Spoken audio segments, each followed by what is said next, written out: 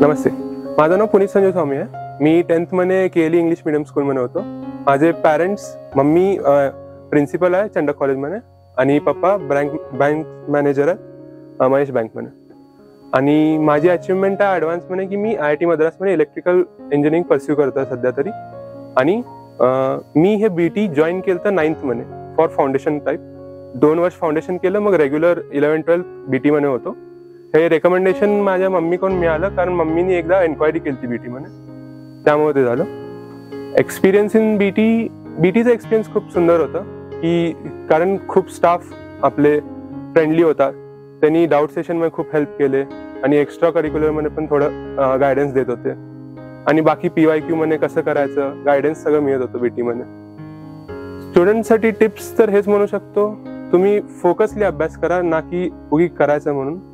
आणि तुम्ही PYQ solve करा, NCERT वाचा आणि रेग्युलर बेसिसवर नवीन नवीन टाईपचे क्वेश्चन सोडवत जा। जसं की आपले नवीन नवीन बुक्स असतात, MS चव्हाण, ब्लॅक बुक, हे सगळे असे टाईपचे एक्सप्लोअर करा नवीन बुक्स, आणि त्यांनी तुमचं कॉम्पिटिशन लेवल वाढेल आणि हे वाढेल। आणि फ्रेंडली कॉम्पिटिशन ठेवा, ना की एकदम टॉपरशी कॉम्पिटेट करायला तुम्ही डिप्रेशनमध्ये चालला, असं करू नका। फ्रेंडली ठेवा, तुमचं पण ग्रोथ होईल, त्याचे पण ग्रोथ होईल।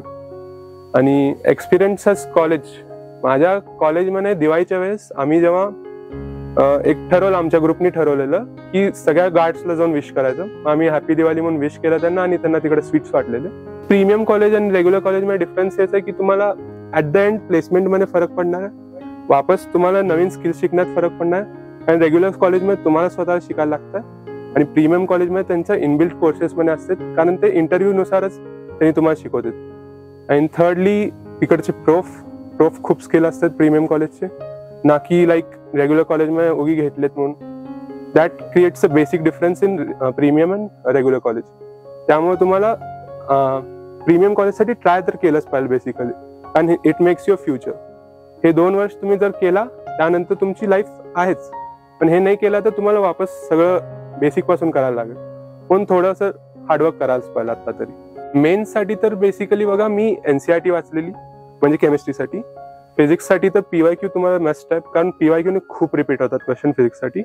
मॅथ्स हे प्रत्येकाचं सिलेक्टिव्ह आहे, माझा मॅथ्स आवडत होतं पण मी मॅथ्सची सगळे PYQ संपवलेले, सगळं बाकीचं संपवलेलं, त्यामुळं मला तर ते मॅथ्समध्ये हेल्प झालं। पण आणि मेन्स आणि ॲडव्हान्समध्ये डिफरन्स हेच आहे की मेन्समध्ये तुम्हाला एका सिंगल टॉपिकवर क्वेश्चन विचारतात, ॲडव्हान्समध्ये तसं नाही। ॲडव्हान्समध्ये एका क्वेश्चनमध्ये तुम्हाला 10 टॉपिक मिक्स करून देतो, म्हणून तुम्ही प्रयत्न करा की कुठले टॉपिक स्किप होऊ नये।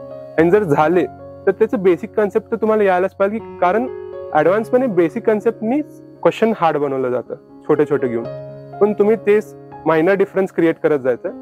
आणि बेसिकली क्वेश्चन प्रॅक्टिसच हे मेन आहे, कारण ॲडव्हान्समध्ये क्वेश्चन प्रॅक्टिसशिवाय तुम्हाला काही होणार नाही, कारण कसे टाईपचे क्वेश्चन येतात हे PYQ ने समजतील।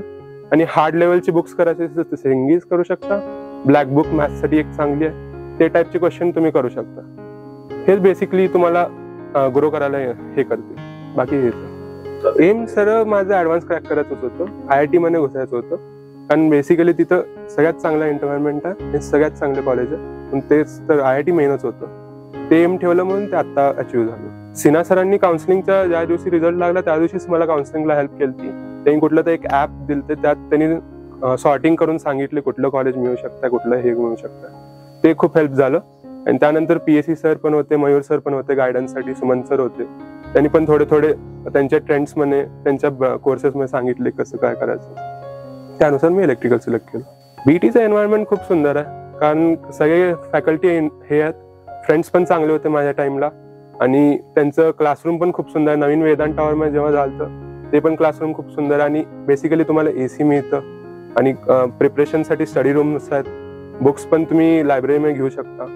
मग बेसिकली BTचं एन्व्हायरमेंट तर खूप सुंदर आहे, तेच मेस्ट हेल्प करतं तुम्हाला। BTEST तर तुम्हाला टॉपिक वाईज इन्क्रीज करायला हेल्प करतं, आणि ग्रँड टेस्ट हे मेन आहे, कारण तुम्हाला सगळे टॉपिक एकत्र आल्यानंतर तुम्हालाच कळणार आहे की तुम्हाला किती येतं, मग त्यात तुम्हाला कॉम्पिटिशन लेवल तुम्हाला समजेल। BTEST मध्ये कसं एक टॉपिक तुम्हाला येऊ शकतं, एक टॉपिक येऊ शकत नाही, म्हणून ते वर खाली होईल रँक, पण ग्रँड टेस्ट हे ओव्हरऑल आहे, so it will help you the most. Grand test is main.